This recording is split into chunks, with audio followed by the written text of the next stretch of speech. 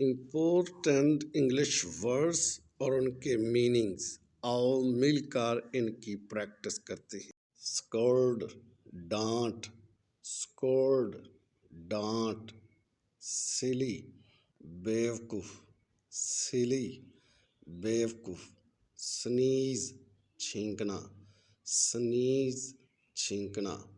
सनेलिटी, ज़ाइफ़े अकल, सनेलिटी, ज़ाइफ़े अकल।